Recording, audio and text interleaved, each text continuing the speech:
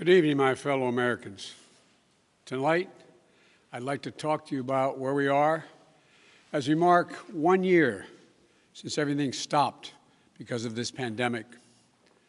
A year ago, we were hit with a virus that was met with silence and spread unchecked. Denials for days, weeks, then months. That led to more deaths, more infections, more stress, and more loneliness. Photos and videos from 2019 feel like they were taken in another era.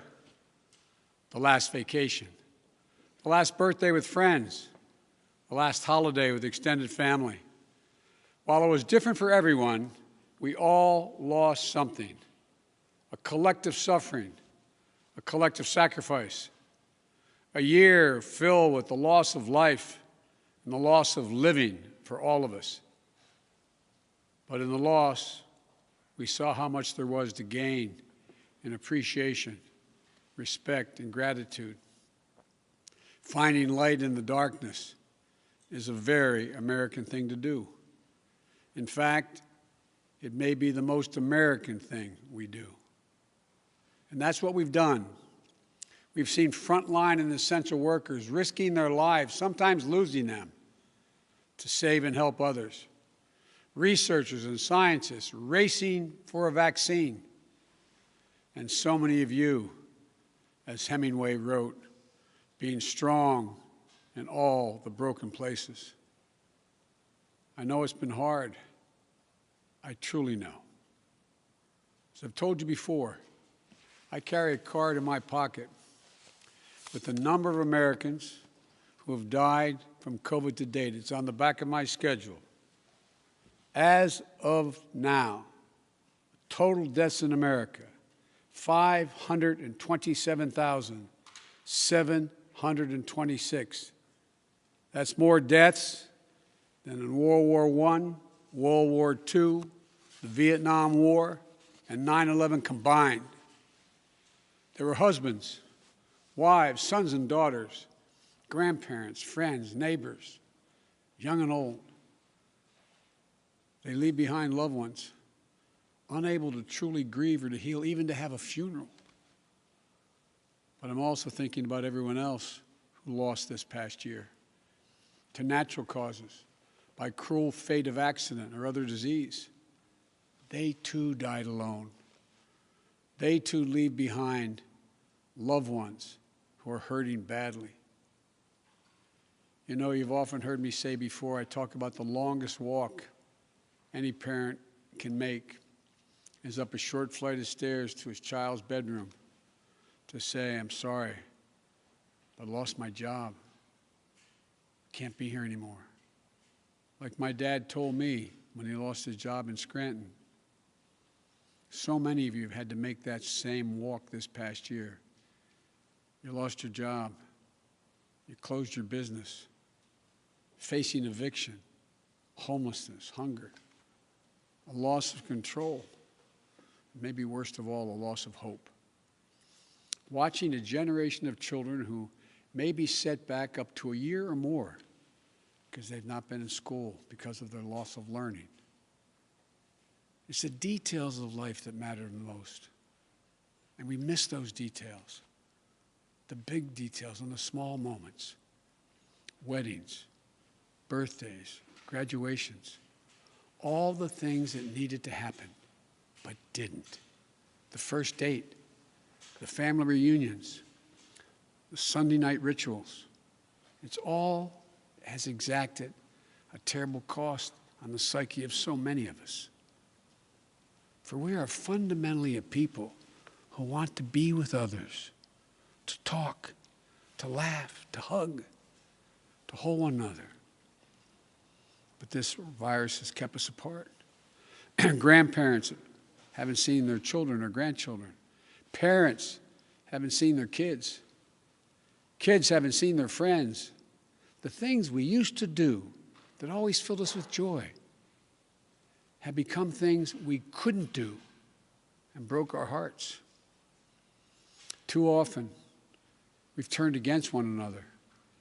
A mask, the easiest thing to do to save lives. Sometimes it divides us. States pitted against one another instead of working with each other. Vicious hate crimes against Asian Americans who've been attacked, harassed, blamed, and scapegoated. At this very moment, so many of them are fellow Americans. They're on the front lines of this pandemic trying to save lives. And still, they're forced to live in fear for their lives just walking down streets in America. It's wrong, it's un-American, and it must stop. Look, we know what we need to do to beat this virus. Tell the truth. Follow the scientists and the science. Work together. Put trust and faith in our government to fulfill its most important function, which is protecting the American people. No function more important. We need to remember the government isn't some foreign force in a distant capital. No, it's us, all of us. We, the people. For you and I, that America thrives when we give our hearts, when we turn our hands to common purpose. And right now, my friends, we're doing just that. And I have to say, as your president, I'm grateful to you. Last summer, I was in Philadelphia and I met a small business owner, a woman. I asked her, I said, what do you need most? Never forget what she said to me. She said, looking me in the eye, she said, I just want the truth. The truth. Just tell me the truth. Think of that. My fellow Americans, you're owed nothing less than the truth. And for all of you asking when things will get back to normal, here is the truth. The only way to get our lives back, to get our economy back on track, is to beat the virus. You've been hearing me say that for while I was running and the last 50 days I've been president. But this is one of the most complex operations we've ever undertaken as a nation in a long time. That's why I'm using every power I have as President of the United States to put us on a war footing to get the job done. Sounds like hyperbole, but I mean it, a war footing. And thank God we're making some real progress now. In my first full day in office, I outlined for you a comprehensive strategy to beat this pandemic. We've spent every day since attempting to carry it out. 2 months ago, this country didn't have nearly enough vaccine supply to vaccinate all or ever near all of the American public. But soon we will. We've been working with vaccine manufacturers, Pfizer, Moderna, Johnson & Johnson, to manufacture and purchase hundreds of millions of doses of these 3 safe, effective vaccines. And now, at the direction and with the assistance of my administration, Johnson & Johnson is working together with a competitor, Merck, to speed up and increase the capacity to manufacture new Johnson & Johnson vaccine, which is 1 shot. In fact, just yesterday, I announced, and I met with the CEOs of both companies, I announced our plan to buy an additional 100 million doses of Johnson & Johnson vaccines. These 2 companies, competitors, have come together for the good of the nation, and they should be applauded for it. It's truly a national effort, just like we saw during World War II. Now, because of all the work we've done, we'll have enough vaccine supply for all adults in America by the end of May. That's months ahead of schedule. And we're mobilizing thousands of vaccinators to put the vaccine in one's arm, calling active duty military, FEMA, retired doctors and nurses, administrators, and those to administer the shots. And we've been creating more places to get the shots. We've made it possible for you to get a vaccine at nearly any one of 10,000 pharmacies across the country, just like you get your flu shot. We're also working with governors and mayors in red states and blue states to set up and support nearly 600 federally supported vaccination centers that administers hundreds of thousands of shots per day. You can drive up to a stadium or a large parking lot, get your shot, never leave your car, and drive home in less than an hour. We've been sending vaccines to hundreds of community health centers all across America, located in underserved areas. And we've been deploying, and we will deploy more, mobile vehicles and pop-up clinics to meet you where you live so those who are least able to get the vaccine are able to get it. We continue to work on making at-home testing available. And we've been focused on serving people in the hardest-hit communities of this pandemic: Black, Latino, Native American, and rural communities. So what does all this add up to? When I took office 50 days ago, only 8% of the Americans, after months, only 8% of those over the age of 65 had gotten their first vaccination. Today, that number is 65%.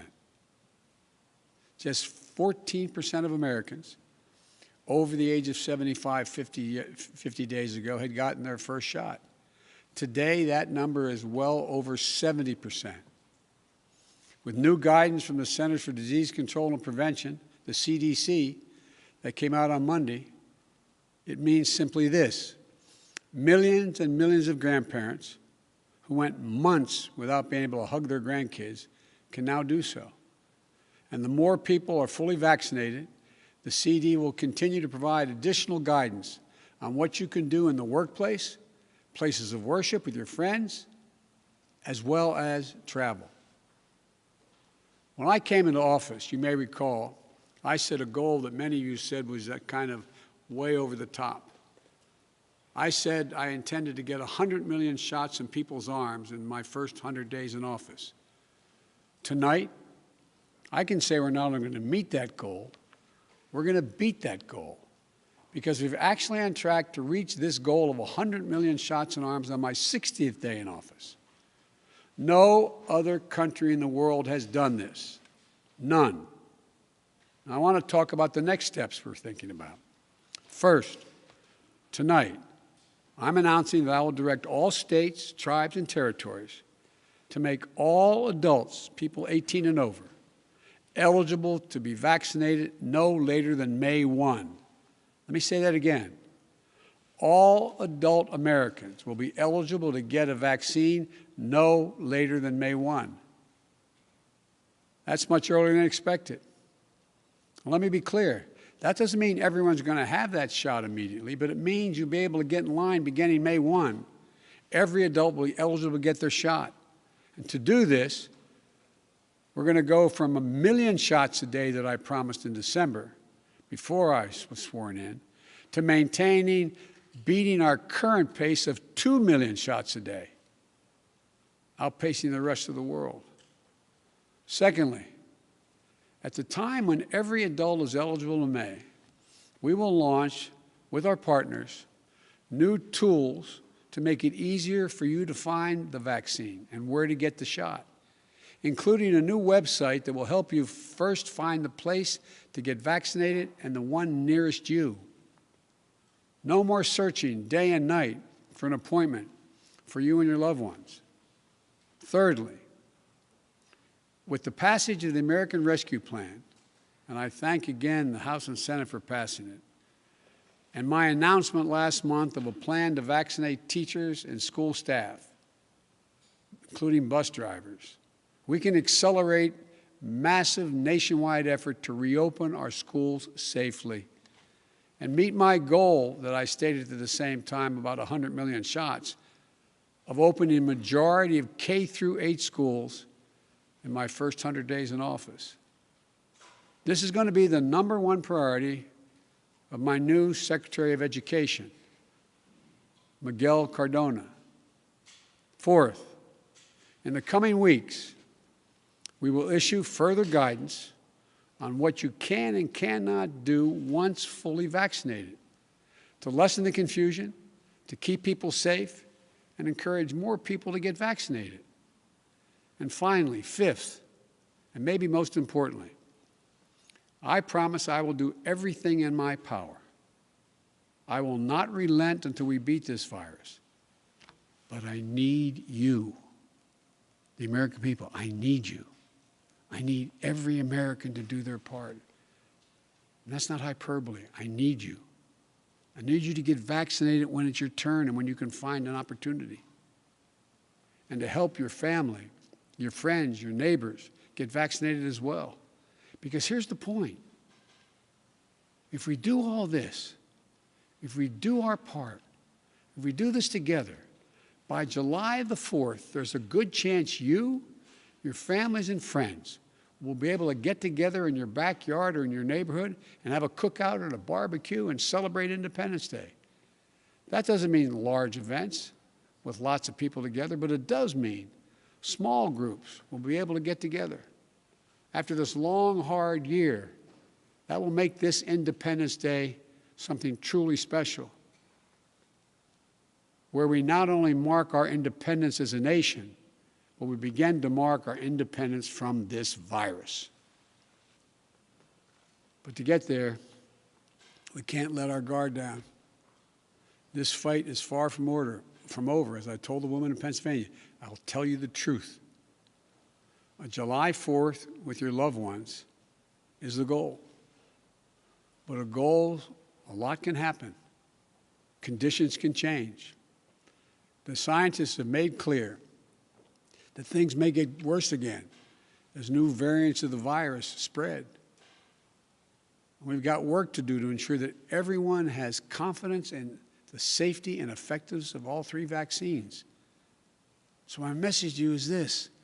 Listen to Dr. Fauci, one of the most distinguished and trusted voices in the world. He's assured us the vaccines are safe.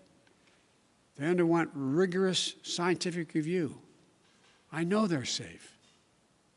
Vice President Harris and I know they're safe. That's why we got the vaccine publicly in front of cameras, so for the world to see, so you could see us do it. The First Lady and the Second Gentleman also got vaccinated. Talk to your family, friends, your neighbors, the people you know best who've gotten the vaccine. We need everyone to get vaccinated. We need everyone to keep washing their hands, stay socially distanced, and keep wearing the mask as recommended by the CDC. Because even if we devote every resource we have, beating this virus and getting back to normal depends on national unity. And national unity isn't just how politics and politicians vote in Washington, or what the loudest voices say on cable or online. Unity is what we do together as fellow Americans. Because if we don't stay vigilant and the conditions change, then we may have to reinstate restrictions to get back on track. And please, we don't want to do that again. We've made so much progress. This is not the time to let up. Just as we were emerging from a dark winter into a hopeful spring and summer is not the time to not stick with the rules. I'll close with this. We've lost so much over the last year. We've lost family and friends. We've lost businesses and dreams we spent years building. We've lost time with each other. And our children have lost so much time with their friends, time with their schools. No graduation ceremonies this spring. No graduations from college, high school, moving up ceremonies. You know, and there's something else we lost. We lost faith in whether our government and our democracy can deliver on really hard things for the American people. But as I stand here tonight, we're proving once again something I've said time and time again, to the probably tired of hearing me say it. I say it to foreign leaders and domestic alike. It's never, ever a good bet to bet against the American people. America is coming back. The development, manufacture, and distribution of vaccines in record time is a true miracle of science. It's one of the most extraordinary achievements any country has ever accomplished. And we also just saw the Perseverance rover land on Mars. Stunning images of our dreams that are now a reality. Another example of the extraordinary American ingenuity, commitment, and belief in science and one another.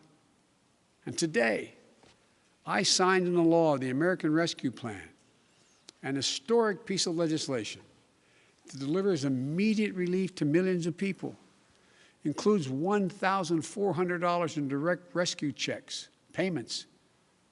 That means a typical family of four earning about $110,000 will get checks for $5,600 deposited if they have direct deposit or in a check, a treasury check.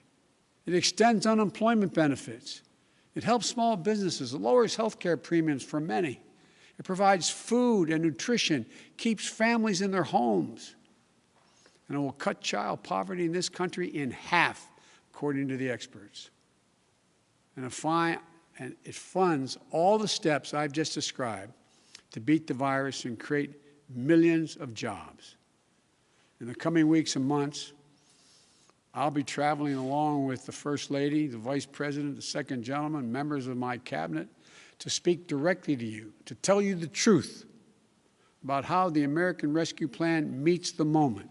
And if it fails at any pace, I will acknowledge that it failed, but it will not. About how after long, dark years, one whole year, there is hope and light of better days ahead. If we all do our part, this country will be vaccinated soon. Our economy will be on the mend. Our kids will be back in school. And we'll have proven once again that this country can do anything, hard things, big things, important things. Over a year ago, no one could have imagined what we were about to go through. But now, we're coming through it. And it's a shared experience that binds us together as a nation. We are bound together by the loss and the pain of the days that have gone by. We're also bound together by the hope and the possibilities of the days in front of us. My fervent prayer for our country is that after all we've been through, we'll come together as one people, one nation, one America. I believe we can and we will. We're seizing this moment. And history, I believe, will record. We faced and overcame one of the toughest and darkest periods in this nation's history. Darkest we've ever known. I promise you, we'll come out stronger with a renewed faith in ourselves, a renewed commitment to one another, to our communities and to our country. This is the United States of America. And there's nothing, from the bottom of my heart I believe this, there's nothing we can't do when we do it together. So God bless you all. And please, God, give solace to all those people who lost someone. And may God protect our troops. Thank you for taking the time to listen. I look forward to seeing you.